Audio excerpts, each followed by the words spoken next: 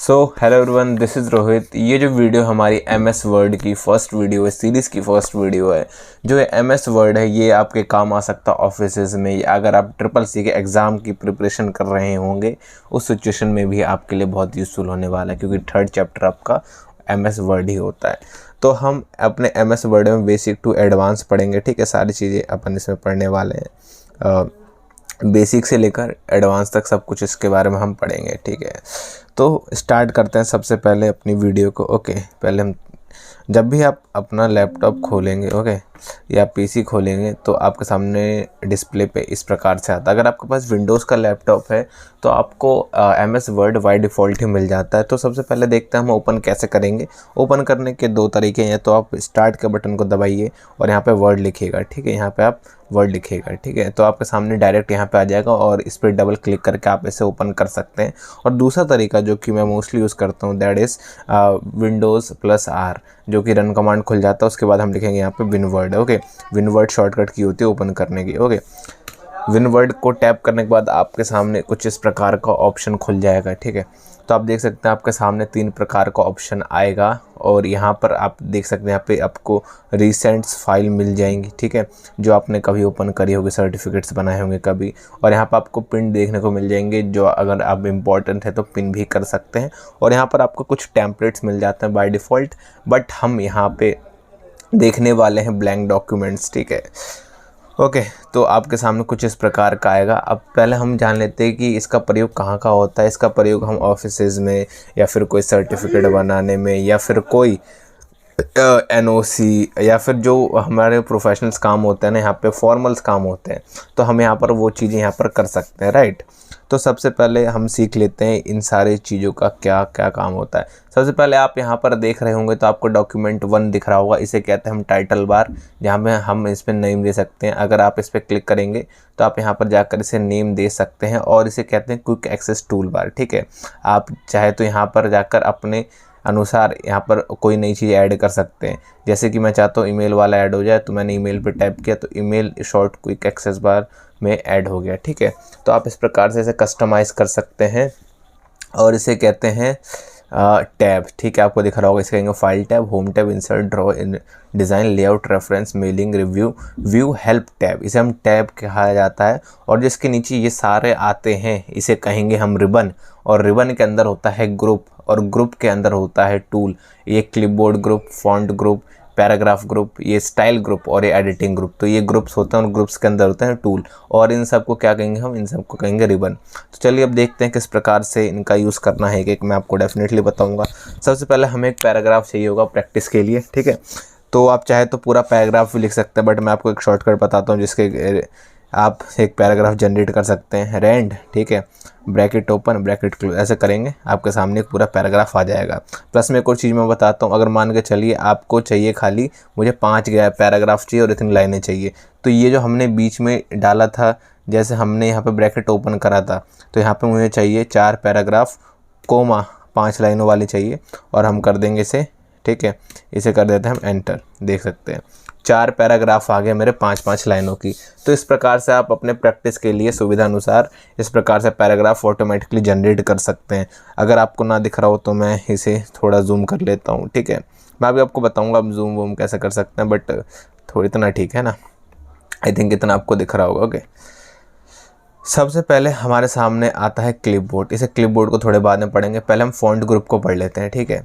Font group में हमारे पास आता है यहाँ पे अलग अलग प्रकार के फ़ॉन्ट, ठीक है। आपको यहाँ पे शॉर्टकट भी दिख रहे होंगे कुछ कुछ के, लेकिन मैं आपको बताता भी रहूँगा साथ में। और यहाँ पर आपको दिख रहा होगा आपके फ़ॉन्ट का साइज़, ठीक है। जब भी हमें कोई स्टाइल चेंज करना है, सबसे पहले हमें करना है सिलेक्ट। सिलेक्ट हम कैसे कर सकते हैं, सिलेक्ट हम यहाँ पे होल्ड करके रखेंगे माउस को, ठीक है, ऐसे कर सकते हैं। या फिर अगर आप चाहे मोस्टली, ठीक है, तो आप कर सकते हैं शिफ्ट और अपनी राइट एरो की, ओके, एरो की दबाएंगे तो ऐसा हो जाएगा। डाउन एरो की करेंगे तो लाइन पैराग्राफ सिलेक्ट होता रहेगा, ऊपर करेंगे तो अनसिलेक्ट होता रहेगा, ठीक है। फिर उसके बाद आपने सेलेक्ट कर लिया, मान के चलिए मुझे इतनी लाइन को यहाँ पे अपना फ़ॉन्ट का स्टाइल चेंज करना है, तो उसके बाद इसकी शॉर्टकट की भी हमारे पास, जैसे मैं अगर कंट्रोल शिफ्ट F दबाता हूँ तो ये डायरेक्ट हमारा फ़ॉन्ट का खुल जाएगा। बट अभी आप यहाँ पर ना ही जाए तो बेहतर रहेगा, यहीं से आप सीख लीजिएगा, ठीक है। तो यहाँ पर जाने के बाद आप देख सकते हैं आपके सामने कितने सारे फ़ॉन्ट्स हैं, और मैं जो सा फ़ॉन्ट चूज़ कर रहा हूँ वो जितने एरिया मैंने सिलेक्ट करा है वहाँ पर अप्लाई हो रहा होगा। देख सकते हैं यहाँ पर बहुत सारे फ़ॉन्ट्स हैं हमारे पास, बहुत सारे हैं। जैसे मैं ये वाला फ़ॉन्ट सेलेक्ट कर लेता हूँ तो हमारा ये वाला फ़ॉन्ट यहाँ पर सिलेक्ट हो चुका है, और बाकी देख सकते हैं हमारा कैलबरी ही है जो बाय डिफ़ॉल्ट फ़ॉन्ट आता है। यहाँ पर यू गॉथिक मीडियम है जो हमने अभी सिलेक्ट करा है, ठीक है। अब मान के चलिए हमें इसका साइज़ चेंज करना है, तो यहाँ पर जाने के बाद आप साइज़ भी चेंज कर सकते हैं। साइज़ की शॉर्टकट की ज़रूर देखिएगा, ठीक है। आपको पता है जब भी आप ऑफिस में वर्क करते हैं, कंप्यूटर वर्क करते हैं, तो you need to remember one thing, that is shortcut. Because shortcut आपके टाइम बचाने में बहुत हेल्प करता है और आपकी प्रोडक्टिविटी को थोड़ा बढ़ा देता है। So I will definitely recommend you कि आप शॉर्टकट ज़रूर याद कर लीजिएगा, ठीक है। एक बार पहले समझ लीजिएगा कौन सा टूल किसके लिए यूज़ करता है, देन उसके बाद आप याद कर सकते हैं आसानी से, ठीक है। तो हम फ़ॉन्ट के साइज़ के लिए Ctrl+Shift+P का यूज़ करता है, बट मैं आपको यहाँ से करके दिखा रहा हूँ। आप यहाँ पर टैप करेंगे, देखिएगा यहाँ पर फ़ॉन्ट का साइज़ बढ़ता जा रहा है, ठीक है। आप अपनी सुविधा अनुसार यहाँ पर फ़ॉन्ट के साइज़ को सिलेक्ट कर सकते हैं। फ़िलहाल मैं 10 पर ही रहने देता हूँ, ठीक है। फिर यहाँ पर अगर आप चाहे तो वही चीज़ें एक आपका फ़ॉन्ट्स का साइज़ बड़ा होगा। देखिए यहाँ पर 12 हो रहा है, यहाँ पर 11 हो रहा है, ऐसे, ठीक है। 10 अगर आप चाहे तो यहाँ पर लिख भी सकते हैं। आपको कितना चाहिए? मुझे 15 चाहिए, ठीक है। मुझे यहाँ पर चाहिए 15, ओके, 15 चाहिए, तो यहाँ पर इसका साइज़ 15 हो गया, ठीक है। और उसके बाद यहाँ पर देखते हैं हमारे पास आता है ये बोल्ड। बोल्ड का मतलब होता है कि चीज़ें हमारी बोल्ड हो जाएगी, टेक्स्ट गाढ़ा हो जाएगा, ठीक है। जब भी मैं बी दबाता हूँ, बी पर टैप करता हूँ, तो आप देख सकते हैं हमारा टेक्स्ट बोल्ड हो चुका है, ठीक है। ये हमारा टेक्स्ट बोल्ड हो चुका है। आप देख सकते हैं यहाँ पर ये लाइट में ये हमारा बोल्ड हो चुका होगा, ओके। फिर अगर आप चाहे तो इसे इटैलिक भी कर सकते हैं। इसकी शॉर्टकट की होती है Ctrl+I, इटैलिक कर देंगे तो ये थोड़ा टिल्टेड हो जाएगा। और अंडरलाइन Ctrl+U इसकी शॉर्टकट की होती है, अंडरलाइन हो जाएगा, ठीक है। अंडरलाइन के भी हमारे पास बहुत से अलग अलग फॉर्मेट्स हैं। जैसे आप चाहे तो ऐसे लाइन में कर सकते हैं, ऐसे में। अगर आप चाहे तो अंडरलाइन के कलर भी दे सकते हैं। जैसे कि मैं चाहता हूँ कि येलो कलर में रहे या कोई और से कलर में, तो मैं यहाँ पर अपना कलर सिलेक्ट कर सकता हूँ आराम से, ठीक है। देखिएगा यहाँ पर आपके येलो कलर अंडरलाइन हो चुका होगा, ठीक है। तो आप यहाँ पर से सिलेक्ट कर सकते हैं, ओके। सो उसके बाद हमने यहाँ पर देख लिया कि यहाँ पर आप इटैलिक कर सकते हैं। अगर आप चाहे तो स्ट्राइक थ्रू कर सकते हैं। स्ट्राइक थ्रू क्या होता है? बीच में से जो लाइन काट देते हैं ना टीचर्स, लाइक अगर आपने कुछ गलती कर दी, जैसे स्पेलिंग गलत लिख दिया, तो बीच में आप ऐसे लाइन मार सकते हैं, ठीक है। लाइन मारना, तो मैंने आपको बता दें लाइन कैसे मारना है आपको, ठीक है। सो अब इसका देखते हैं, इसका कैसे हम प्रयोग कर सकते हैं, ओके। इसकी शॉर्टकट की भी आपको दिख रही होगी, लेकिन मैं इसका आपको प्रयोग बता देता हूँ। जैसे वाटर का फॉर्मूला क्या होता है, मुझे बताओ कमेंट सेक्शन में। वाटर का फॉर्मूला होता है H2O, ठीक है। आप कहोगे लेकिन H2 जो होता है ना हमारे नीचे आता है, तो अब इस 2 को नीचे लाने के लिए हम इस पर टैप करेंगे।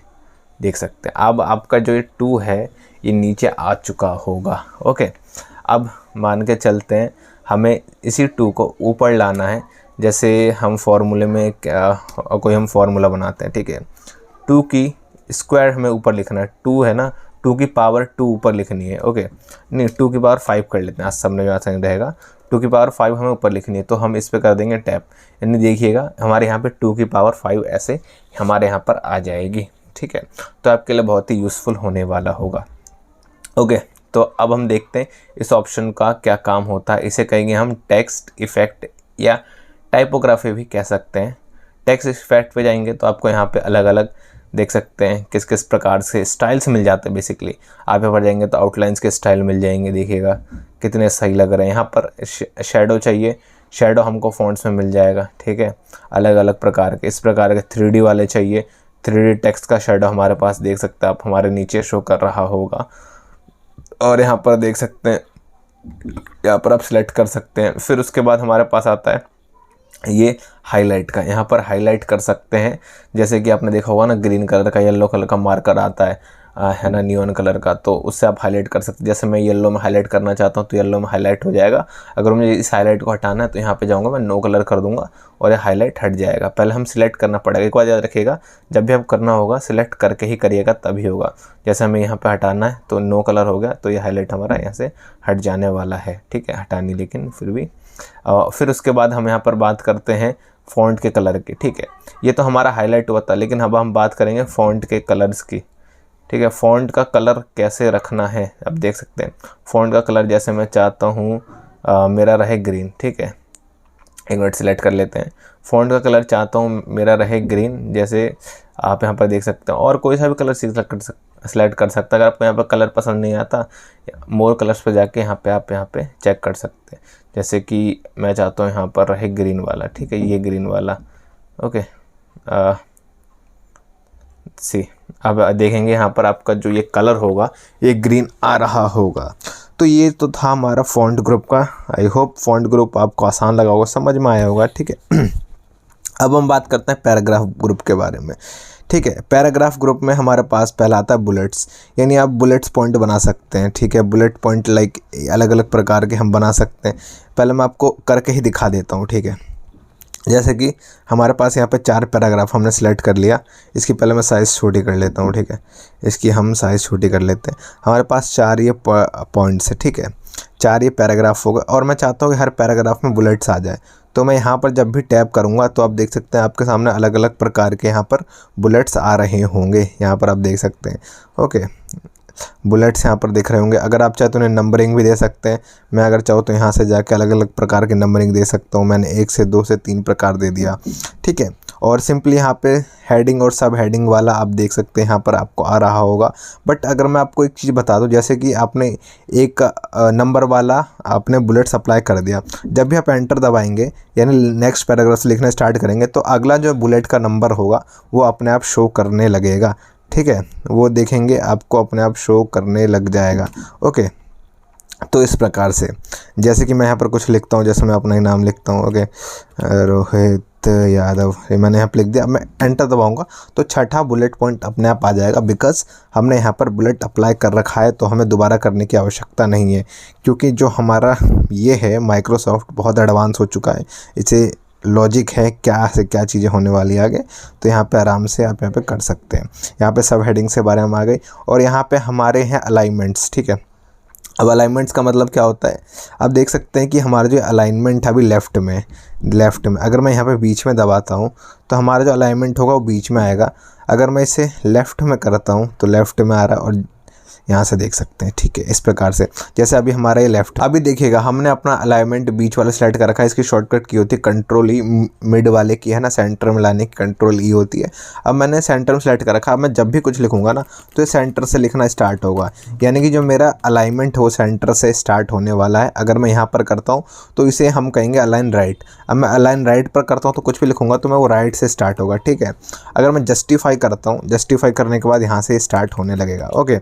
अगर मैं राइट करता हूँ तो अलाइनमेंट तो यहीं से स्टार्ट ये होने वाला है, ठीक है। तो इस प्रकार से कुछ हमारे पैराग्राफ के थे। अब देखते हैं इसका क्या है। इसे कहेंगे हम इंडेंट, ठीक है। इंडेंट क्या होता है मैं आपको बताता हूँ। पहले हम इसे सिलेक्ट कर लेते हैं।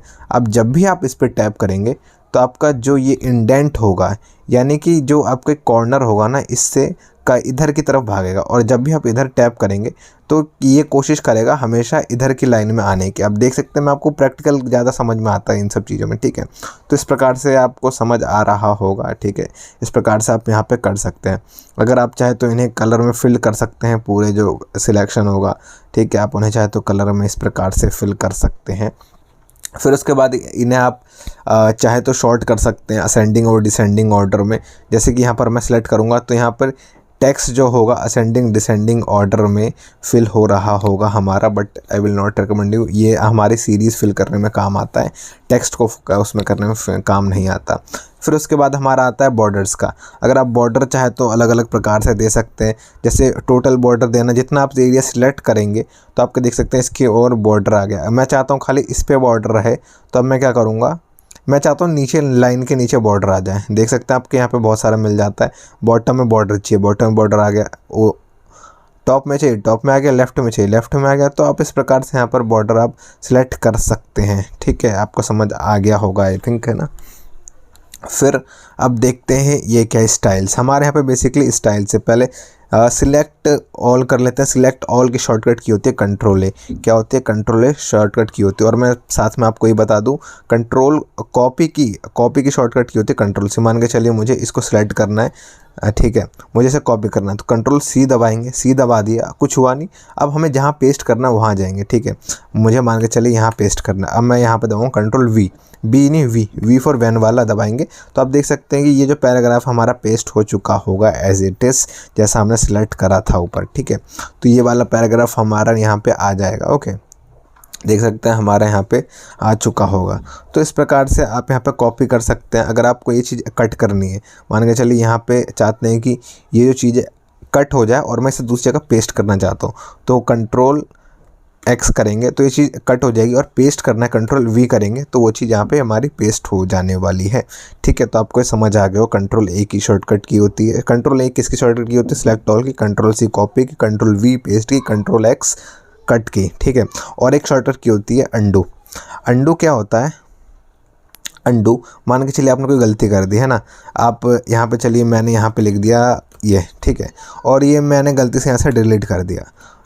ठीक है, अब मैं जैसे ही कंट्रोल जेड दबाऊंगा वो चीज़ वापस आने लगेगी, यानी कंट्रोल जेड आपकी पुरानी की गई एक्टिविटी को वापस दोहराता है। ठीक है, अब इसके अपोजिट रीडू होता है। रीडू कंट्रोल वाई करेंगे तो वो चीज़ जो चीज़ हमने हटाई होगी यानी कंट्रोल जेड से लाए होंगे उसी चीज़ को दोबारा वापस वो करना स्टार्ट कर देता है। ठीक है, आपको समझ आ गया होगा। आई थिंक कंट्रोल वाई और जेड का काम आप खुद करेंगे तो आपको ज़्यादा अच्छे से समझ में आने वाला है। ठीक है, आई थिंक आपको समझ आ गया होगा। अब बात करते हैं स्टाइल्स की। स्टाइल्स में कंट्रोल ए करेंगे। स्टाइल्स में आप देखेंगे कि आप यहाँ पर अलग अलग प्रकार के स्टाइल सेलेक्ट कर सकते हैं। ठीक है, यहाँ पर देख सकते हैं, अगर आपको यहाँ से स्टाइल पसंद नहीं आता तो यहाँ पर जाके आप बहुत सारे स्टाइल चुन सकते हैं। अलग अलग आपको स्टाइल्स यहाँ पर मिलने वाले होंगे। ठीक है, अब बात करते हैं एडिटिंग ग्रुप की। एडिटिंग ग्रुप में हमें मिलता है 3। जैसे हमें किसी को फाइंड करना है, ठीक है, हमें फाइंड करना है कोई वर्ड। जैसे मैं यहाँ पर फाइंड करना चाहता हूँ रोहित यादव। ठीक है, मैंने यहाँ पर लिख रखा है तो आप देख सकते हैं कि ये मुझे येलो कलर में दिखा रहा होगा कि कितने रिज़ल्ट मिले हैं रोहित यादव के नाम से। अब जैसे मैं कोई और वर्ड सर्च कर लेता हूँ सेव।